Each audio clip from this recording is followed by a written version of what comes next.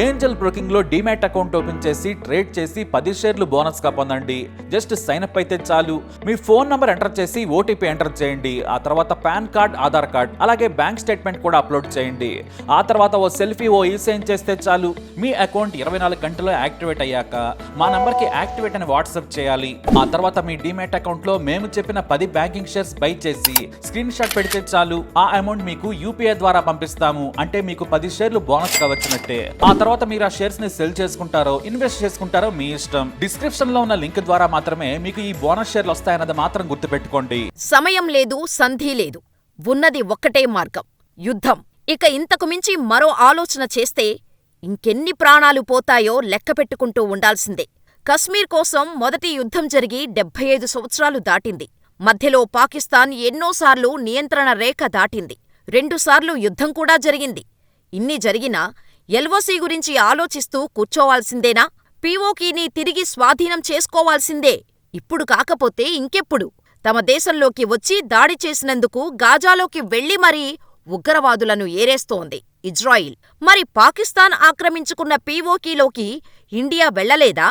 విరిగిన కశ్మీర్ కోసం ఆపరేషన్ విజయ కశ్మీర్ చేపట్టలేదా? కశ్మీర్ వ్యవహారం ఫైనల్ స్టేజ్కు చేరుకోబోతోందా?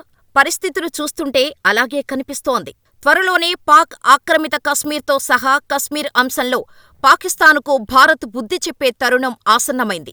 ఎందుకంటే ఎంతో కాలంగా భారతీయులు గుండెల్లో రగులుతున్న మంట ఇది. మన భూభాగాన్ని మనం స్వాధీనం చేసుకోలేని పరిస్థితి ఎందుకొచ్చిందో తెలియని ప్రశ్న ఇది. ప్రపంచంలో 2 యుద్ధాలు సరిగ్గా ఇదే కారణం కోసం జరుగుతున్నాయి. హమాస్ ఉగ్రవాదులు ఇజ్రాయిల్లోకి వచ్చి దాడి చేసినందుకు గాజాలోకి వెళ్లి మరీ ఉగ్రవాదులను ఏరేస్తోంది ఇజ్రాయిల్. రష్యాకు వ్యతిరేకంగా ఉక్రెయిన్ చేస్తున్న వ్యూహాలను తిప్పికొట్టడానికి రష్యా యుద్ధం చేస్తుంది. ఈ యుద్ధాలకు అగ్రరాజ్యం అమెరికా సైతం ఏదో ఒక సైడు తీసుకోవాల్సి వచ్చింది. చివరికి యుద్ధం ఎవరు మొదలుపెట్టారో వారికే సపోర్ట్ చేస్తోంది కూడా. ఈ 2 యుద్ధాల్లోనూ స్పష్టంగా కనిపిస్తున్న అంశం తమ సార్వభౌమత్వానికి ప్రమాదం వస్తుందనే భావనే. ఇక ఇప్పుడు భారత్ పరిస్థితి కూడా అంతే ఉంది. భారతదేశ సార్వభౌమత్వానికి పదే పదే ప్రమాదం ఏర్పడుతోంది. కశ్మీర్ కేంద్రంగా రెచ్చిపోతున్న ఉగ్రవాదం భారతదేశ సామర్థ్యానికి సవాలుగా మారింది. పాక్ ఆక్రమిత కశ్మీర్లో పోసుకుంటోంది.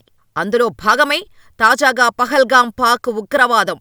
కొత్త ఊపిరిలో టీఆర్ఎఫ్ ఉగ్రవాదులు చేసిన దాడి 28 మంది పర్యాటకుల ప్రాణాలు బలికొన్న అత్యంత పాశవికమైన ఉగ్రవాద చర్య. దీన్ని రూపుమాపటానికి ఉన్న ఒకే ఒక్క మార్గం యుద్ధం. స్వాతంత్ర్యం వచ్చి 77 ఏళ్లు నిండినా ఇంకా భారత్ నుండి వేరుపడిన భూభాగాన్ని తెచ్చుకోలేని పరిస్థితుల్లో ఇండియా తత్సారం చేస్తోంది. పాక్ ఉగ్రవాదానికి అడ్డాగా మారిన పాకిస్తాన్ ఆక్యుపైడ్ కశ్మీర్ను స్వాధీనం చేసుకోటానికి మీనమేషాలు లెక్కిస్తోంది. అయితే ఇప్పుడు చూస్తూ కూర్చునే టైం ముగిసిపోయింది. లైన్ ఆఫ్ కంట్రోల్ లెక్కలు పక్కన పెట్టి పీఓకేని స్వాధీనం చేసుకునే సమయం వచ్చింది. నిజానికి పీఓకే కేంద్రంగా భారత్ను ఇబ్బంది పెట్టడానికి అంతర్జాతీయ వేదికలను పాకిస్తాన్ ఎక్కువగా ఉపయోగిస్తోంది. కశ్మీర్ అంశాన్ని శాంతి చర్చలతో పరిష్కరించాలని పాక్ ప్రధాని ఇటీవల భారత్కు పిలుపునిచ్చారు.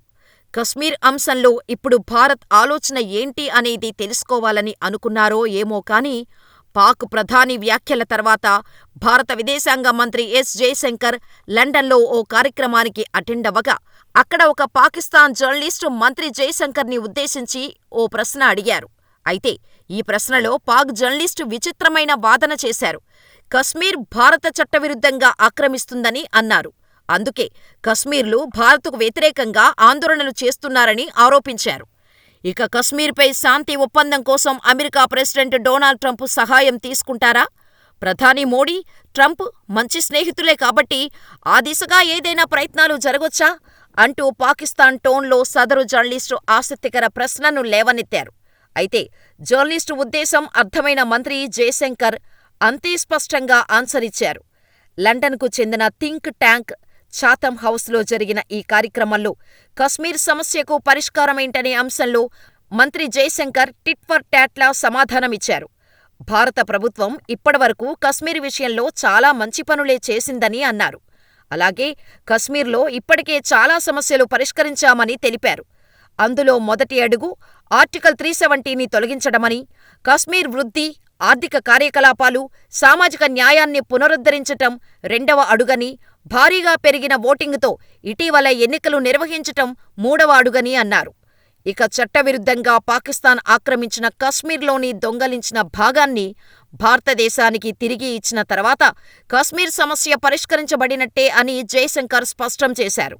దీనికోసమే అంతా ఎదురుచూస్తున్నారని, పీఓకే భారత్ ఆధీనంలోకి వచ్చేస్తే కశ్మీర్ సమస్య పరిష్కారమైనట్టేనని అన్నారు. అయితే పీఓకే భారత్ ఆధీనంలోకి ఎప్పుడొస్తుందనేదే ఇప్పుడు బిలియన్ డాలర్ ప్రశ్నగా మారింది. పాకిస్తాన్ ఆక్రమిత కాశ్మీర్ గురించి గతంలో భారత్ కూడా పలుమార్లు స్పందించింది. ప్రధాని మోడీతో సహా కేంద్ర హోంమంత్రి అమిత్ షా, పలువురు బడా నేతలు పీఓకే భారతదేశంలో భాగమని, భారత్ దానిని తీసుకొని తీరుతుందని అన్నారు. జమ్మూ కశ్మీర్, లడఖ్ కేంద్రపాలిత ప్రాంతాలకు సంబంధించిన భారత భూభాగాన్ని పాకిస్తాన్ అక్రమంగా ఆక్రమించుకోవడం మాత్రమే కశ్మీర్ అంశంలో పరిష్కరించాల్సిన ఏకైక సమస్య అని భారత్ పలు సందర్భాల్లో చెప్పింది. జమ్మూ కశ్మీర్లోని దాదాపు 78,000 చదరపు కిలోమీటర్ల భారత భూభాగాన్ని పాకిస్తాన్ అక్రమంగా ఆక్రమించుకుందన్న మాటను పదే పదే చెబుతోంది.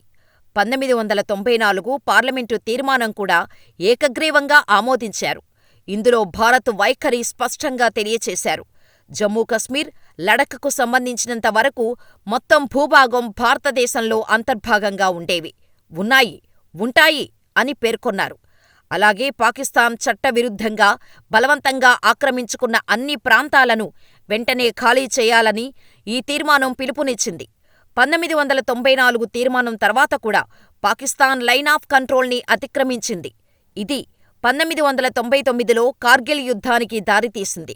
కార్గిల్ యుద్ధం 1999 మే, జూలై మధ్య జమ్మూ కశ్మీర్లోని కార్గిల్ జిల్లాలో నియంత్రణ రేఖ వెంబడి భారత్, పాకిస్తాన్ మధ్య జరిగిన సైనిక సంఘర్షణ.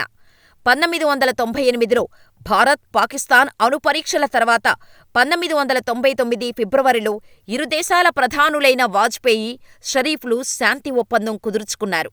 అయితే ఈ ఒప్పందాన్ని ఉల్లంఘిస్తూ పాకిస్తాన్ సైన్యం, ముజాహిద్దీన్ ఉగ్రవాద సమూహాలు 1998-99 శీతాకాలంలో కార్గిల్ నేషనల్ హైవే NH-1 వెంబడి ఉన్న భారత భూభాగంలోకి చొరబడ్డాయి.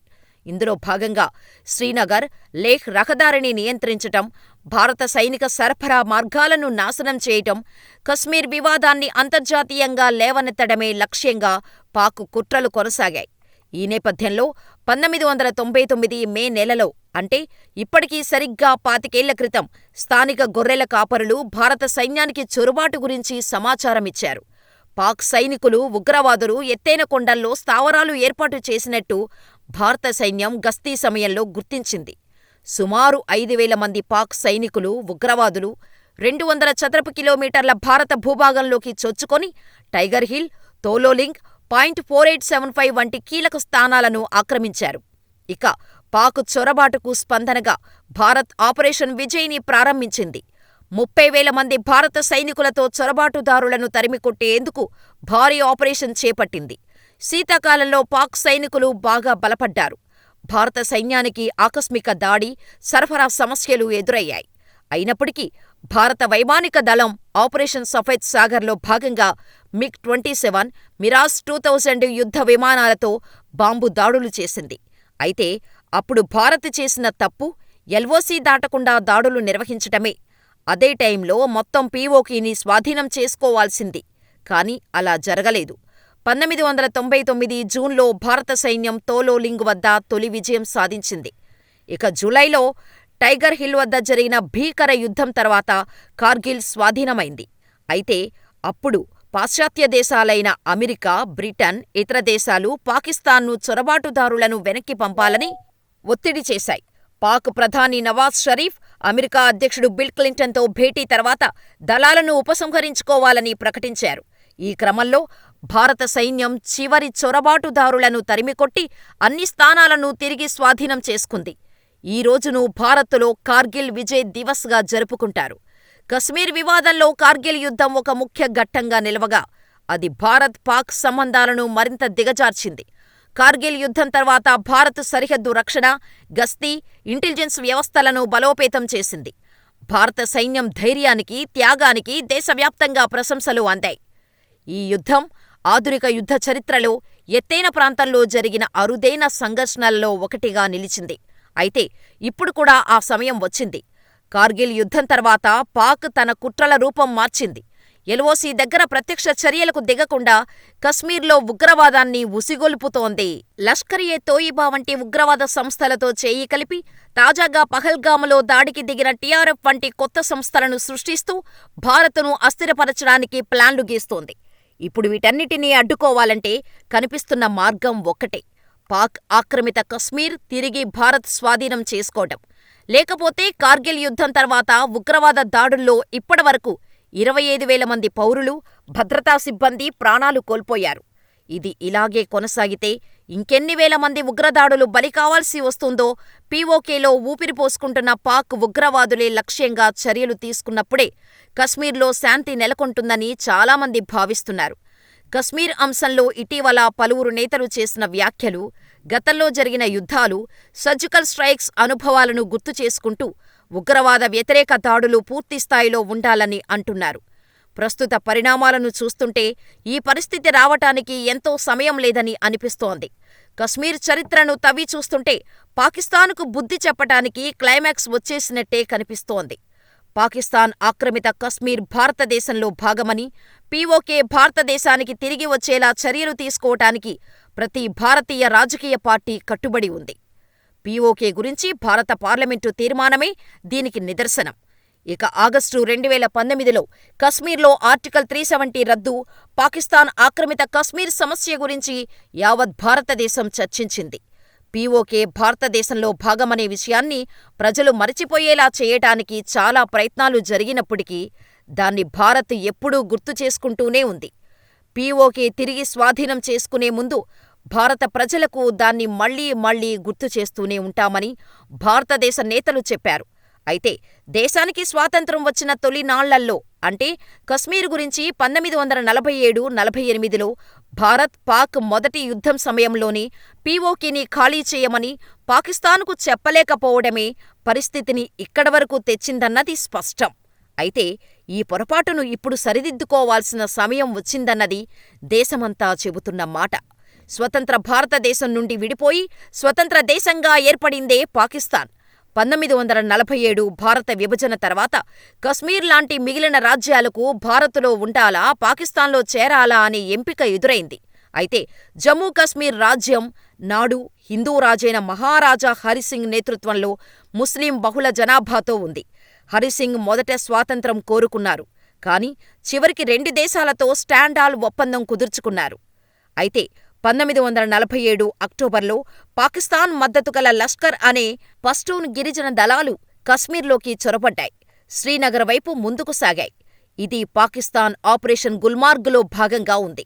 గిరిజన దాడులతో ఒత్తిడికి గురై మహారాజా హరిసింగ్ అక్టోబర్ 26, 1947న భారత్లో చేరటానికి ఇన్స్ట్రుమెంట్ ఆఫ్ అక్షన్సన్స్పై సంతకం దిగిన తర్వాత మారువేషంలో మొదట గిరిజన దళాలుగా, తర్వాత బహిరంగంగానే పాకిస్తాన్ సైన్యం యుద్ధం ప్రారంభించింది. అయితే ఈ యుద్ధంలో భారత సైన్యం శ్రీనగర్, బారాముల్లా, ఉరి ప్రాంతాలను తిరిగి స్వాధీనం చేసుకుంది. కానీ పాక్ మద్దతు దళాలు పశ్చిమ కశ్మీర్లో బలం చూపించాయి. 1948 మధ్యలో యుద్ధం తీవ్రతరమైంది. ముజఫరాబాద్, మీర్పూర్, గిల్గిట్, బాల్దిస్తాన్ ప్రాంతాలను పాకిస్తాన్ నియంత్రించింది. లడఖ్, కార్గిల్, జోజిలా పాస్ను భారత్ సురక్షితంగా కాపాడింది. అయితే శీతాకాలం కారణంగా కొన్ని ప్రాంతాల్లో భారత్ పురోగతి నిలిచిపోయింది. చివరిగా జనవరి 1, 1949న ఐక్యరాజ్యసమితి మధ్యవర్తిత్వంతో కాల్పుల విరమణ ప్రకటించారు. ఇక్కడ నియంత్రణ రేఖ ఎల్ఓసి ఏర్పడి కశ్మీర్ విభజనకు కారణమైంది. ఇక జమ్మూ, కశ్మీర్ లోయ, లడఖ్తో సుమారు 3లో 2వంతులు భూభాగం భారత నియంత్రణలోకి రాగా, పాకిస్తాన్ నియంత్రణలోకి పాక్ పిలుస్తున్న ఆజాద్ కశ్మీర్, గిల్గిట్ బాల్దిస్తాన్లు చేరాయి. అంటే మొత్తం కశ్మీర్లో 3లో 1 వంతు భాగం పాకిస్తాన్ ఆక్రమించుకుంది. ఇక 1948లో ఐరాస ఓటు ద్వారా రూపొందించిన రెజ్యూషన్లో డీమిలిటరైజేషన్ ప్లెబిసైటు సూచించింది. అయితే కశ్మీర్ భూభాగంలో ఇది ఎప్పుడూ అమలు కాలేదు. ఎందుకంటే 2 దేశాలు ఈ షరతులపై ఏకీభవించలేదు. అయితే ఇప్పుడు భారతదేశం ముందున్న కశ్మీర్ సవాలులో పీఓకేని తిరిగి స్వాధీనం చేసుకోవటం మొదటి దశ కాగా, ప్రస్తుతం చైనా నియంత్రణలో ఉన్న లడఖ్ భూభాగాన్ని కూడా తిరిగి స్వాధీనం చేసుకోవాల్సిన అవసరం ఉంది. అయితే కశ్మీర్ వ్యవహారంలో భారత్ పాక్ యుద్ధం మరోసారి అనివార్యమవుతుందని మోడీ ప్రభుత్వానికి ముందుగానే తెలుసు. అందుకే జమ్మూ కశ్మీర్ 2 కేంద్రపాలిత ప్రాంతాలుగా విభజించి పాక్ ఆక్రమిత కశ్మీర్ అంశం పాక్ డీల్ చేస్తే లడఖ్ కేంద్రపాలిత ప్రాంత అంశం చైనాతో తర్వాత డీల్ చేయొచ్చన్నట్టు వ్యూహం పన్నారు. అయితే ఇప్పుడు అత్యంత ఆవశ్యకంగా తీసుకోవాల్సిన నిర్ణయం పీఓకేను ఎప్పుడు స్వాధీనం చేసుకుంటారనే దానిపై ఆధారపడి ఉంది. 2016లో జరిగిన ఉరి దాడులకు, 2019లో జరిగిన పుల్వామా దాడులకు కూడా పీఓకే కేంద్రంగా మారింది. 2 దాడులు జైష్-ఏ-మొహమ్మద్ ఉగ్రవాద సంస్థ చేసిందే. అయితే ఇక్కడ ఉగ్రదాడులు వాడిన ఆయుధాలపై పాకిస్తాన్ గుర్తులు ఉండటమే ఈ కుట్రల వెనుక పాక్ హస్తం ఉందనడానికి నిదర్శనంగా నిలిచింది.